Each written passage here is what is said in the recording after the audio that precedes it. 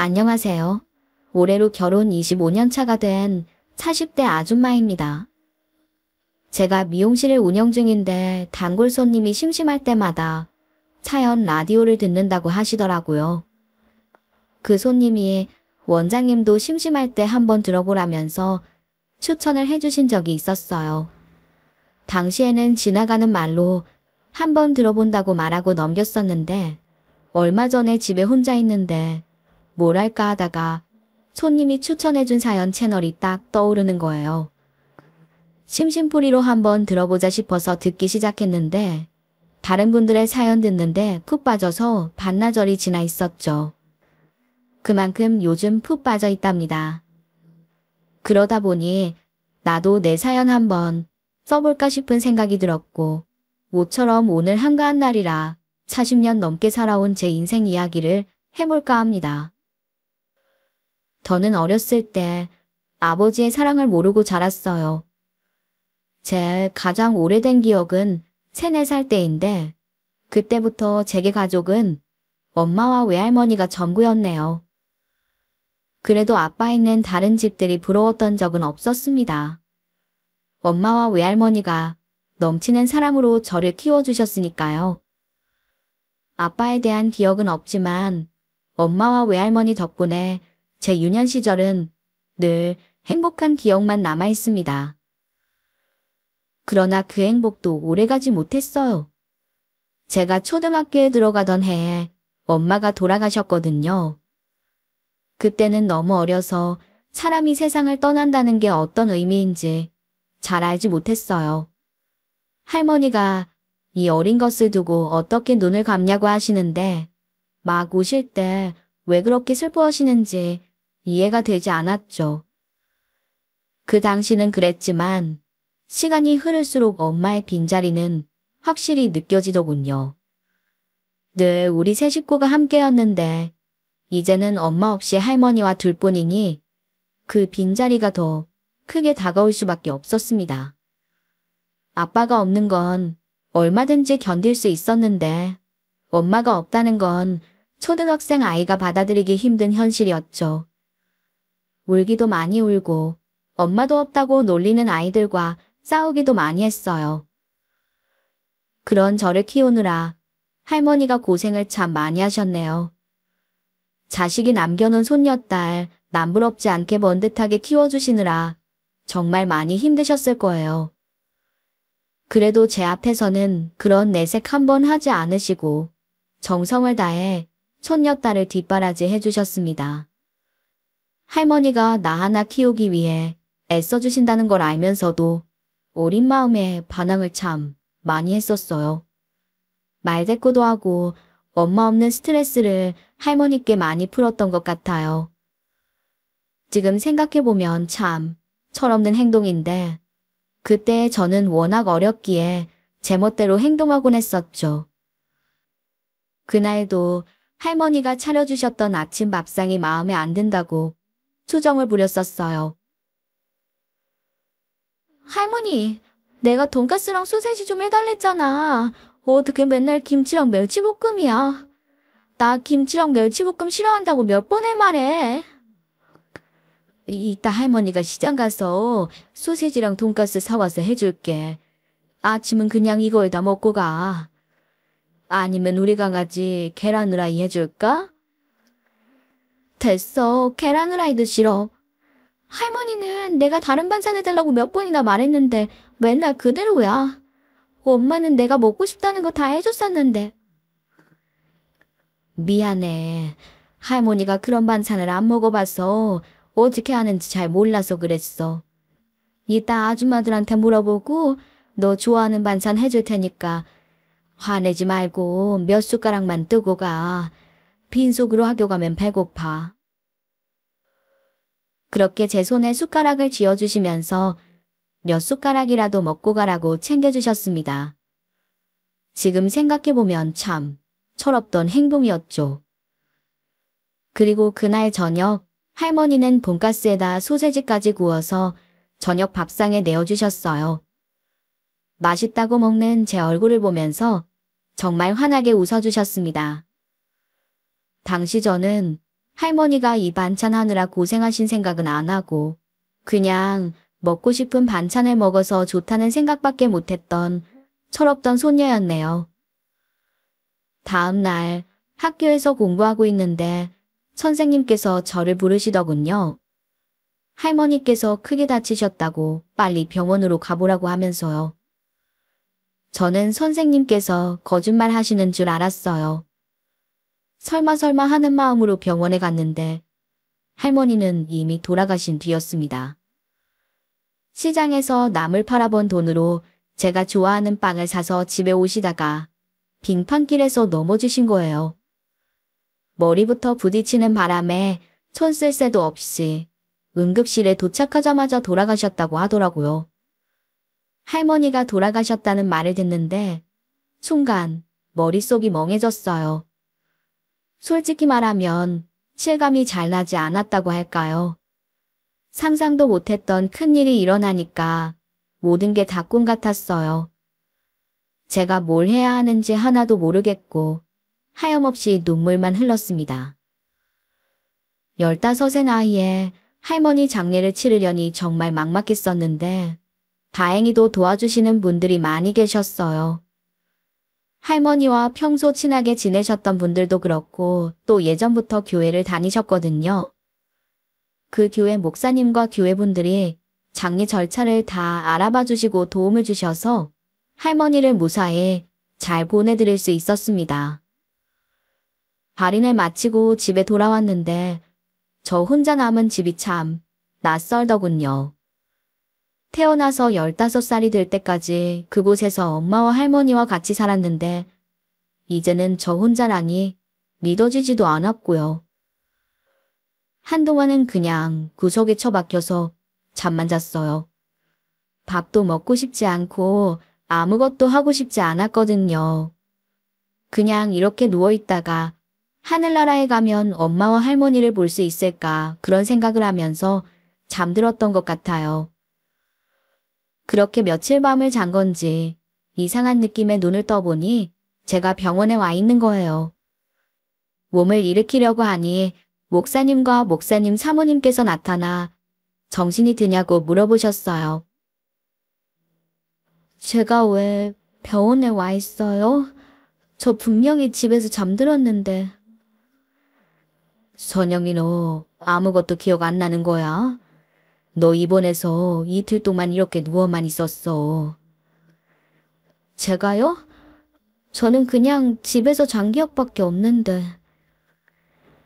너 영양실조랬어. 우리가 집에 가봤기에 망정이지. 아니었음 그대로 굶어 죽을 뻔했어.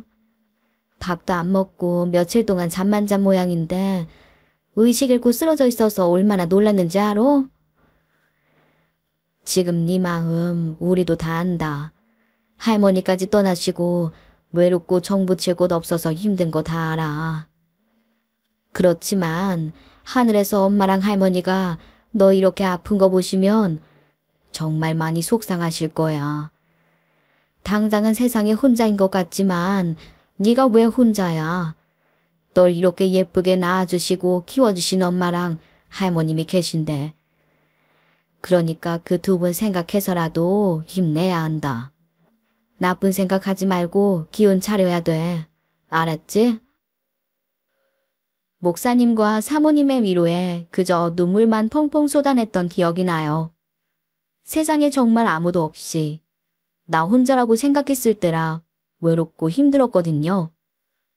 그래서 나도 그냥 하늘나라 가도 괜찮다고만 생각했는데 그 말씀을 들으니 내가 우리 엄마 그리고 할머니 목까지 잘 살아야겠다는 생각이 들었어요.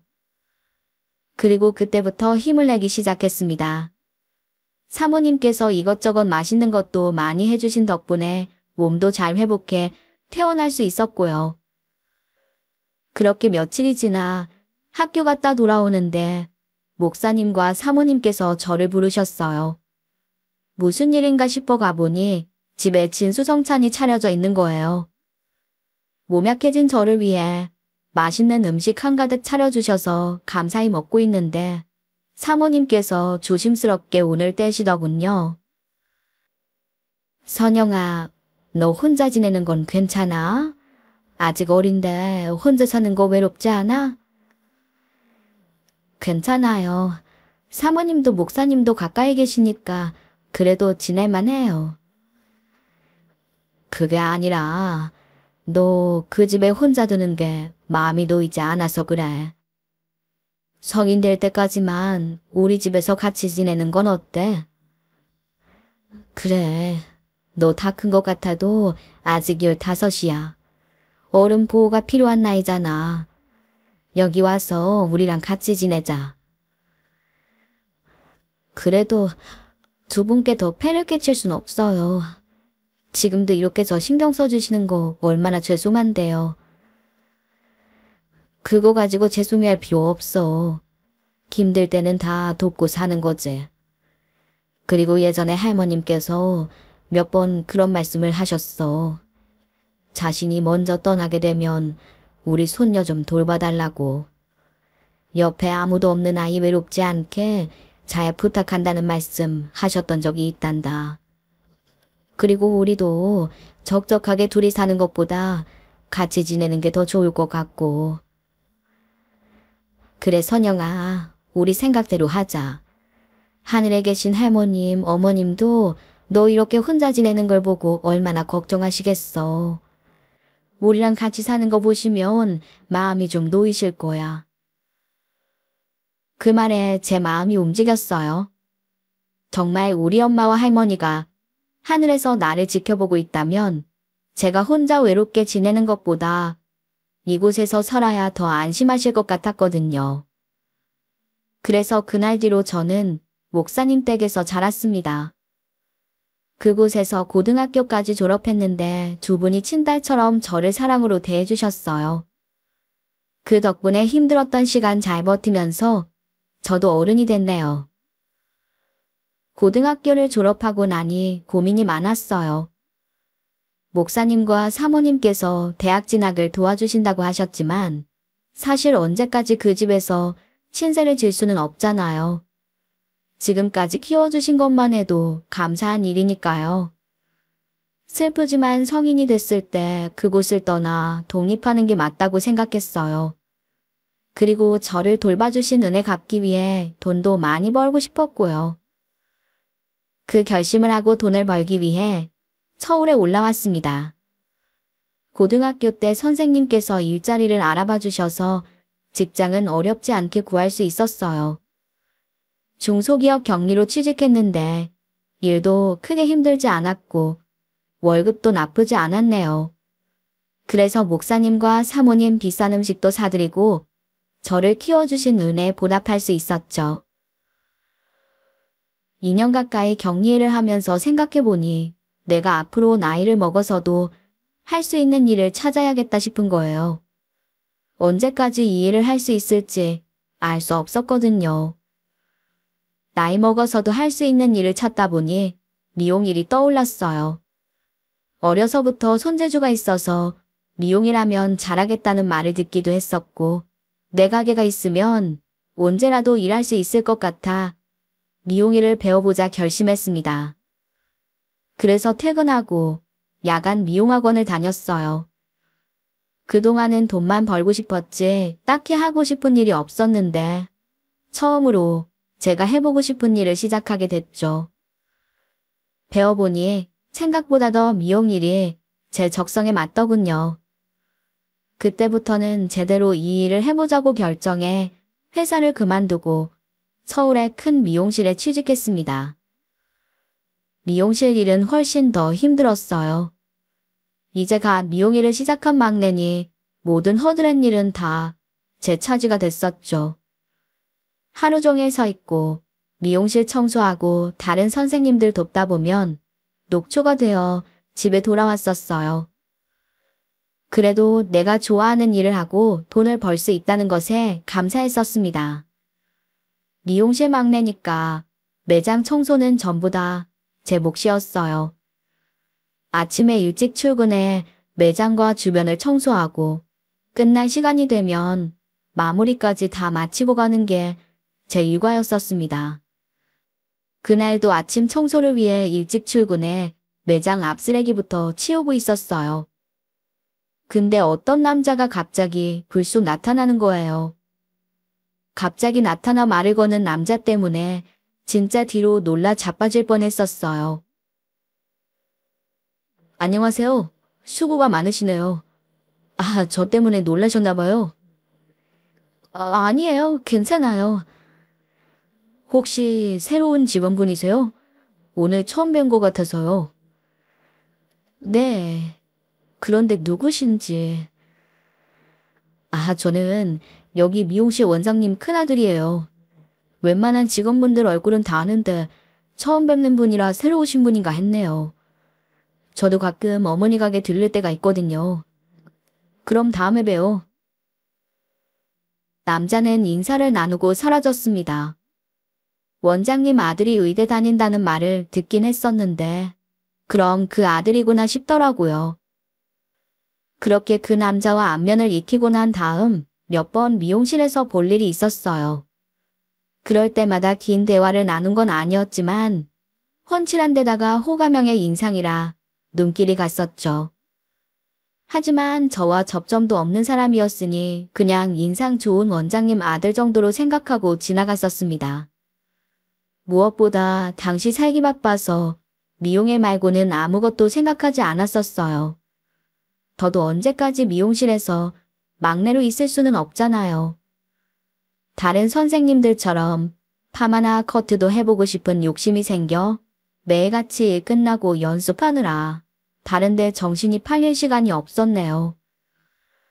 그날도 미용실 영업 끝나고 혼자 남아 커트 연습을 하고 집에 돌아가는 길이었어요.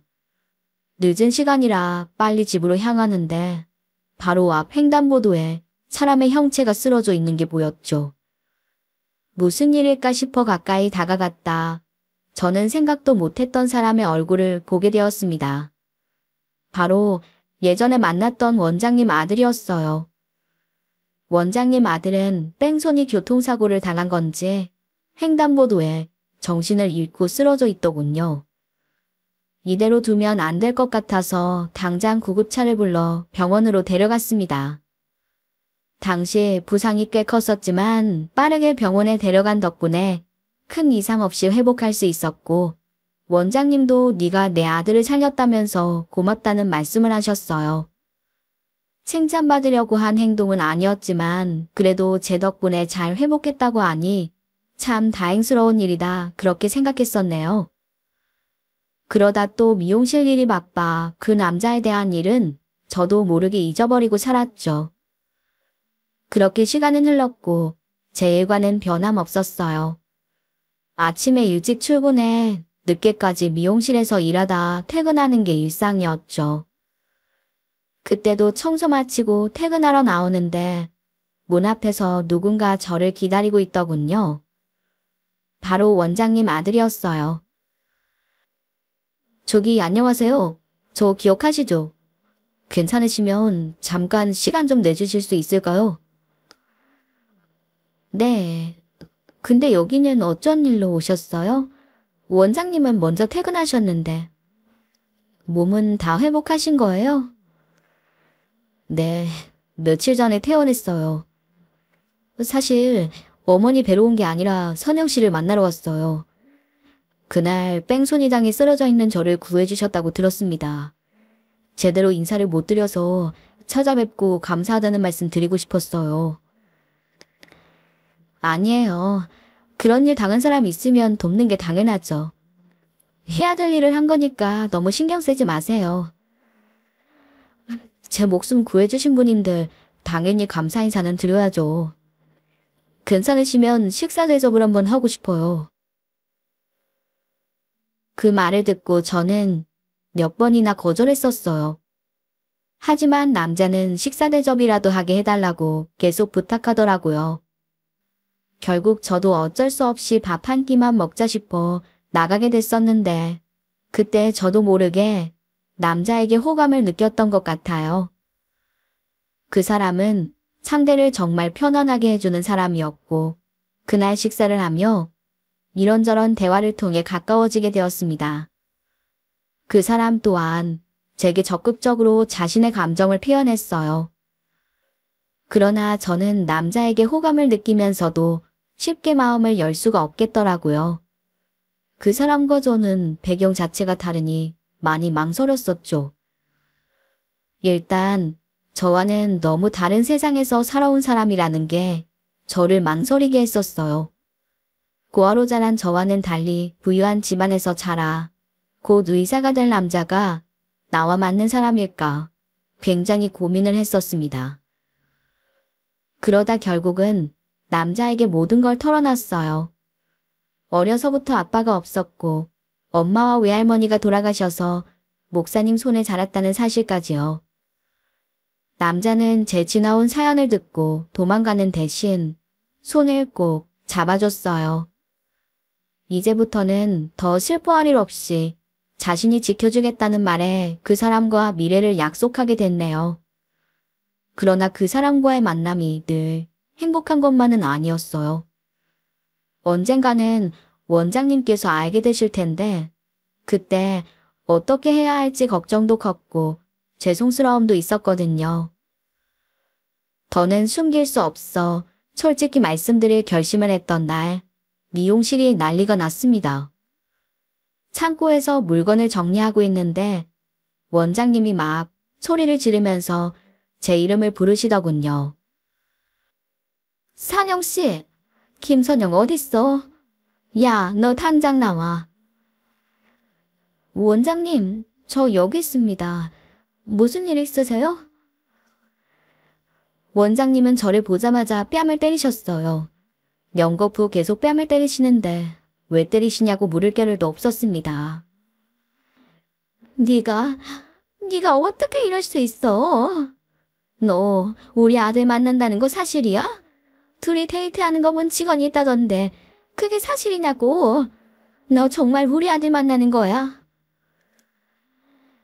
그 말에 순간 아차 싶었어요. 먼저 말씀드렸어야 했는데 그러지 못한 게 죄송스러웠습니다. 원장님, 미리 말씀드렸어야 했는데 정말 죄송합니다. 많이 놀라셨죠? 당연한 걸 말이라고 해. 놀란 정도가 아니지. 아니, 어떻게 우리 아들을 만나? 너 우리 아들이 누군지 몰라? 대한민국에서 제일 좋은 대학 다니는 의대생이야. 그런데 어떻게 미용실에서 허드렛 일이 나는 네가 감히 우리 아들을 만날 생각을 해? 죄송합니다. 하지만 명훈 씨나 저나 진심으로 서로 좋아하고 있어요. 진심이고 뭐고 듣기 싫다. 고아에다 불쌍한 애 미용이 배우고 싶다고 해서 받아줬더니 감히 내 아들을 만나.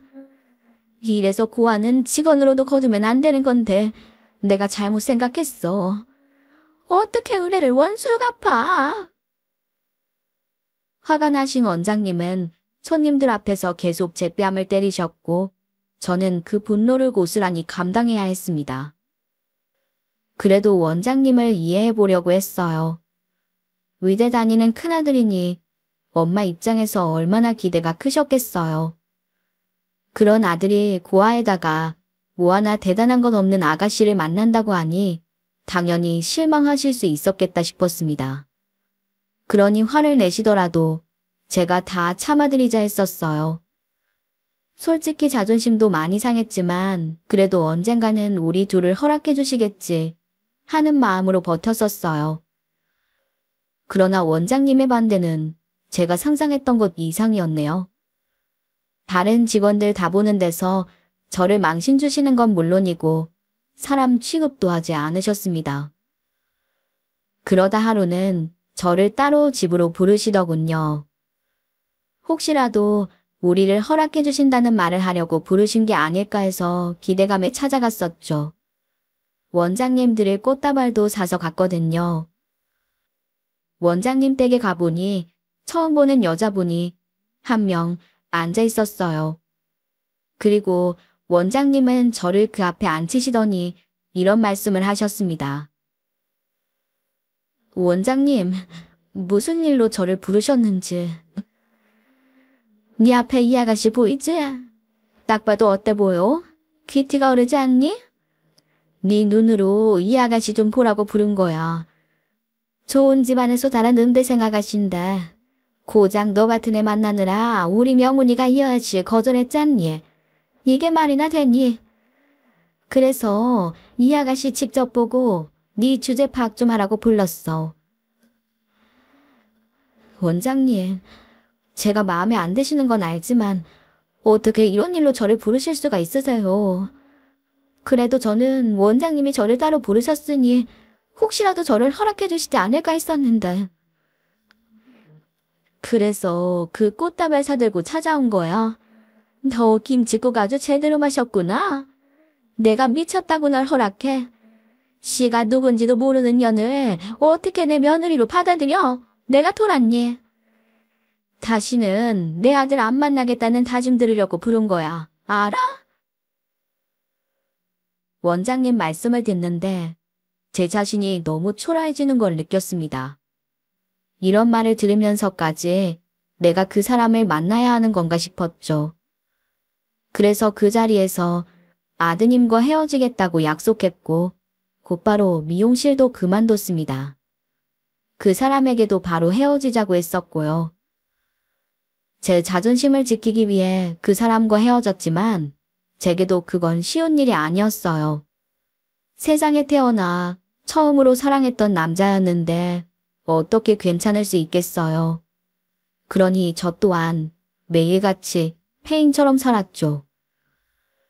입에 풀칠은 해야 하니 공장에 다니면서도 밥 한 끼를 제대로 먹지 못해 결국 집에서 의식을 잃고 쓰러지고 말았네요. 쓰러지면서 정말 이대로 죽는 건가 했었는데 눈 떠보니 병원에 누워있더군요. 그리고 그 사람이 제 앞에 있었습니다.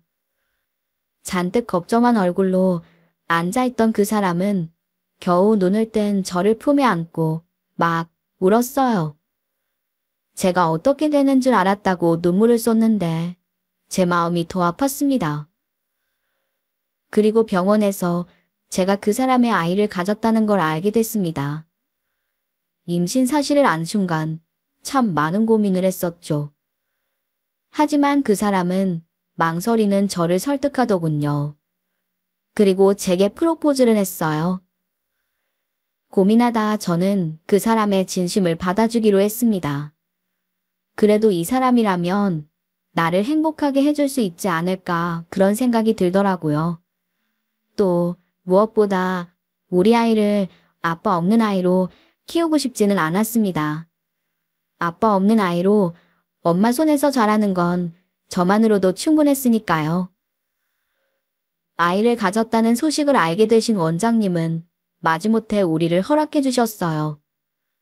결혼 전 인사를 드리러 찾아갔던 날 아버님과 그 사람의 동생은 저를 반갑게 맞아줬지만 원장님은 끝끝내 얼굴을 보여주시지 않으셨네요. 시아버님과 시동생이 속상해하는 저를 위로해 주시더군요.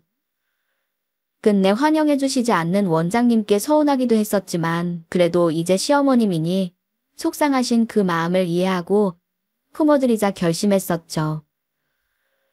그렇게 저와 그 사람은 결혼식을 올렸고 시댁에서 저희 결혼 생활이 시작됐습니다. 시어머님은 여전히 저를 며느리가 아닌 미용실 말단 직원으로 대하셨어요. 집에 돌아오셔도 눈길 한 번 주시지 않으셨고 입덧 때문에 몸을 움직이기도 힘든 저에게 커다란 2층 집 청소며 빨래를 다 맡기셨습니다. 하지만 그 정도는 견딜 수 있었습니다. 그냥 몸이 힘든 일이니까요. 하지만 제게 구하라 못 배워서 그렇다느니 남자 꼬시는 재주가 있어 우리 아들을 홀렸다느니 하는 말은 정말 저를 힘들게 했네요. 하루는 아버님이 집안 계단에서 내려오시다가 넘어져 다치시는 일이 있었어요. 크게 위중하신 건 아니었지만 목과 다리를 다쳐 병원 신세를 지셔야 했습니다. 저나 가족들 다 놀라 일단 아버님을 병원으로 모셨죠. 입원시킨 이후에야 집에 들어왔는데 어머님이 갑자기 달려 나오셨습니다. 그러더니 제게 소금을 뿌리시는 게 아니겠어요. 어머님, 갑자기 왜 이러세요?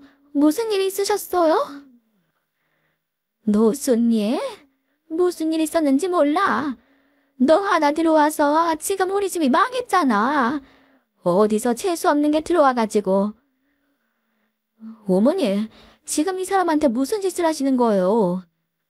혹시 아버지 다치신 게 이 사람 때문이라고 생각하시는 거예요? 그럼 그게 얘 탓이지 누구 탓이야? 아니, 멀쩡히 잘 다니던 집에서 갑자기 왜 넘어지냐고. 이게 말이 되니? 실수로 헛디뎌서 넘어지실 수도 있지. 그걸 가지고 뭘 그러세요? 그렇게 따지면 부주의한 아버지 탓이지. 어떻게 이 사람 탓이 돼요? 이래서 옛날부터 집안에 사람이 잘 들어와야 한다고 그랬던 거야. 누가 애빈지도 모르는 애를 며느리로 맞았더니 이런 일이 생기잖아. 이게 다 우리 집 며느리로 재수 없는 게 들어와서 생긴 일이다. 말도 안 되는 억지 쓰지 마시고 이 사람한테 사과하세요.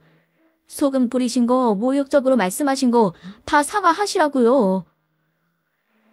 사과? 내가 돌았니? 왜 쟤한테 사과를 해? 쟤 같은 거 며느리로 받아준 나한테 죄송하다고 밀어도 모자랄 판에. 어머님은 소금까지 뿌리시고 사과는커녕 뭘 잘못했냐며 더 당당한 태도만 보이셨어요. 그 사람은 매일 시어머니와 싸우는데 화목했던 가정이 나 하나 때문에 이렇게 된 건 아닌가 자책한 날도 많았습니다. 그래도 손주가 태어나면 어머님이 좀 달라지시지 않을까 기대하기도 했어요. 아버님이나 시동생도 아이 태어나면 분명 달라질 테니 조금만 참으라고 위로를 해주기도 했었고요. 그렇게 10달이 지나 저는 아이를 낳게 됐습니다. 제가 아들을 낳자 남편과 시아버지, 시동생은 물론이고 저를 늘 냉대하던 시어머니도 고생했다며 좋아하셨어요. 시어머님이 좋아하시는 모습을 보고 이제야 나를 조금씩 인정해 주시는구나 싶었죠. 그러던 어느 날 산후조리를 하며 집에서 쉬고 있는데 어머님이 저를 주방으로 부르시더군요. 어머님, 무슨 일 있으세요? 무슨 일 있는 건 아니고 요즘 너 몸이 좀 허약한 것 같아서 염소탕 좀 끓여봤다. 아이한테 모이도 먹여야 하는데 엄마가 튼튼해야 되지 않겠어? 애 낳느라 고생했으니 이제부터 든든하게 잘 먹어야지. 넣어주려고 만든 거니까 네 남편 주지 말고 꼭 너 혼자 먹어라. 알겠니? 어머님, 감사합니다. 이렇게까지 신경 써주실 줄 몰랐어요. 감사하단 말은 나중에 하고 일단 대답부터 해. 나 좀 나갔다 올 테니까 그동안 이거 먹고 있으라고. 대신 염소탕 이거 아무도 주지 말고 꼭 너 혼자 먹어야 한다. 응? 네, 어머님. 저만 챙겨 먹을게요. 감사합니다, 정말. 어머님은 염소탕 혼자 먹으라고 신신당부를 하시며 외출하셨어요. 그때 처음으로 시어머님의 사랑을 받는 것 같았죠. 늘 저를 차가운 눈빛으로만 보셨는데 몸보신 하라고 염소탕까지 직접 끓여주신 게 얼마나 감동이었는지 몰라요. 시집와 처음으로 받아보는 시어머님의 사랑에 감격해 저도 모르게 그 자리에서 눈물을 흘렸었네요.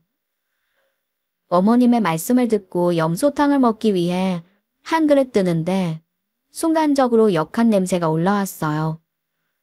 사실 태어나서 염소탕을 먹어본 적이 없었거든요. 그래서 그 냄새를 맡는데 원래 염소탕이 이런 냄새인가 싶었습니다. 게다가 제가 비위가 약한 편이라 그런 냄새를 견디기 힘들어 하거든요. 그렇지만 어머님이 저를 위해 처음으로 해주신 음식인데 냄새 때문에 안 먹고 넘어갈 수가 없었어요.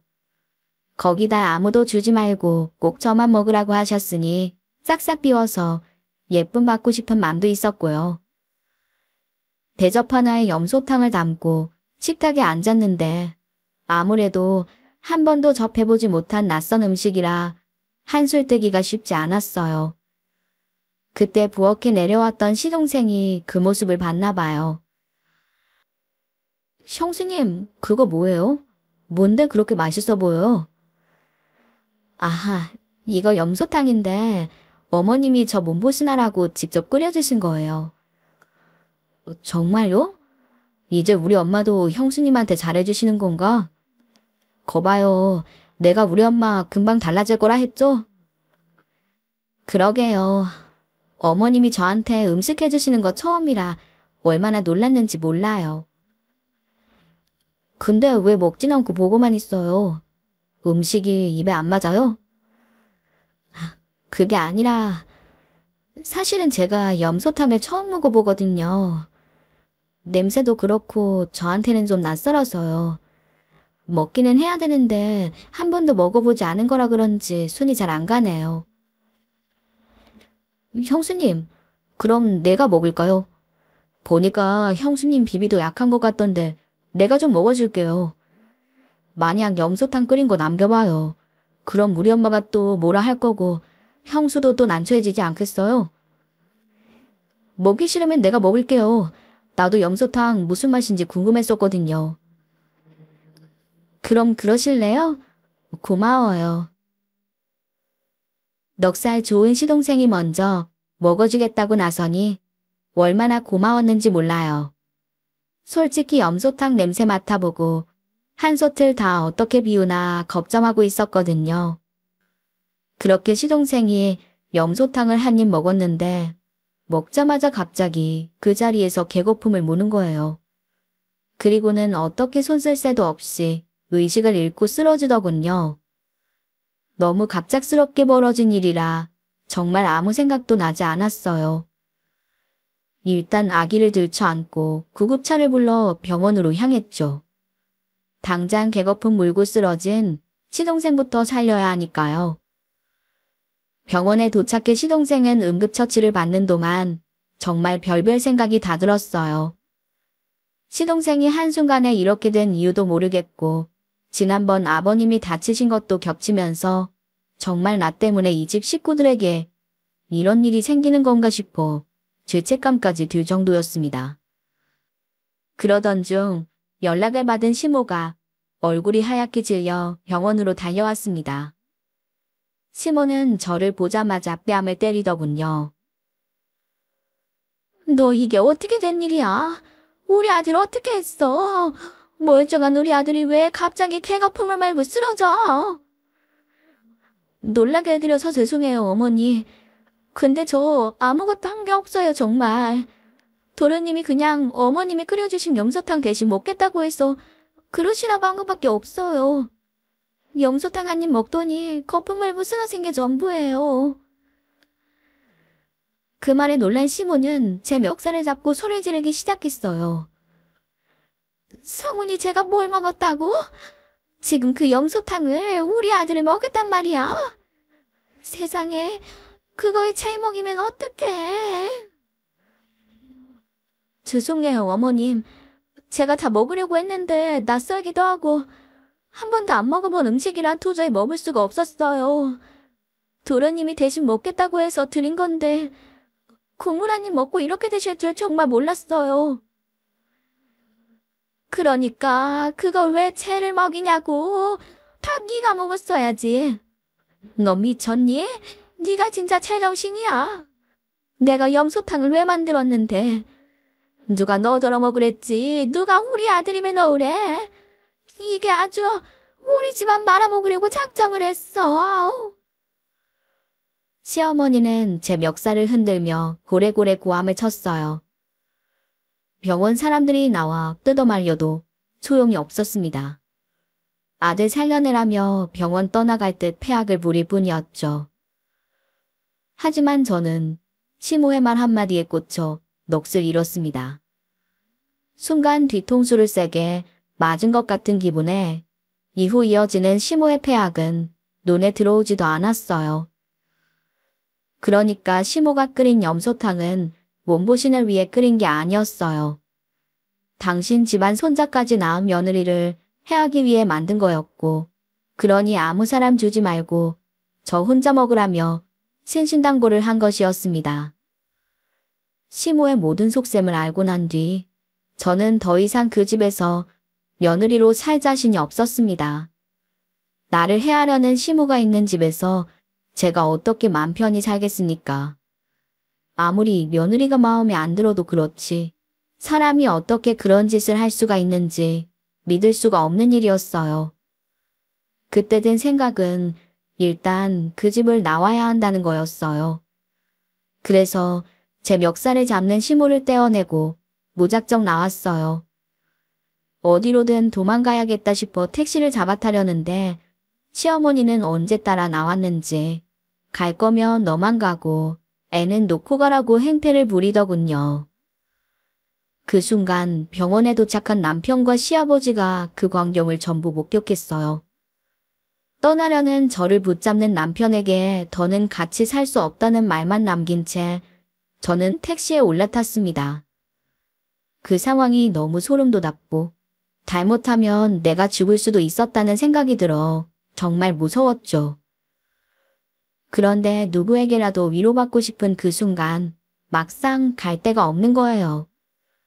친정이라도 있었다면 이럴 때 가장 먼저 친정집으로 달려갔을 텐데 지금 같은 순간에 갈 곳도 없고 의지할 곳도 없다는 게 참 서러웠습니다. 그렇게 차 안에서 펑펑 울다 결국 키워주신 목사님 댁을 찾아갔어요. 제가 갓난아기를 안고 나타나자 목사님과 사모님이 깜짝 놀라시더라고요. 모든 차초지종을 들으시고는 많이 가슴 아파하셨어요.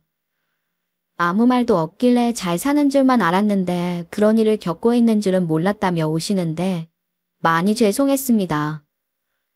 잘 사는 모습 보여드리고 싶었는데 결국엔 이렇게 되어버렸으니까요. 그날은 품에 아이를 안고 하염없이 울다 잠들었던 기억이 나네요. 그리고 다음날 남편이 찾아왔더군요. 처음엔 남편 얼굴도 보지 않았어요. 정말 그 집 사람들과는 모든 인연을 다 끊고 싶었을 정도니까요. 하지만 남편은 매일같이 찾아와 자신이 어머님과의 연을 끊겠다고 제발 헤어지지 말라고 애원했습니다. 그렇게 한 달 가까이 매일 찾아와 매달리는 아이 아빠의 모습을 보고 있으니까 마음이 흔들리더군요. 시모와 모든 연을 끊겠다는 그 사람의 말을 믿어주기로 했습니다. 사실 자신의 엄마와 연을 끊겠다는 남편을 믿으면서도 한편으로는 정말 부모 자식 간의 연을 끊을 수 있을까 걱정했었어요. 하지만 걱정과는 달리 남편은 시모와 절연하고 정말 모든 관계를 다 끊어냈습니다. 그렇게 시간이 흘러 우리 아들 돌잔치를 하던 날이었어요. 그냥 아는 사람들만 불러 조촐하게 치르고 있는데 시어머니가 나타난 게 아니겠어요? 할머니 없이 돌잔치를 하는 게 어디 있냐며 고래고래 소리를 지르는데 연회장은 순식간에 난장판이 됐죠. 우리 핏줄 돌잔치를 이렇게 하는 게 어딨어.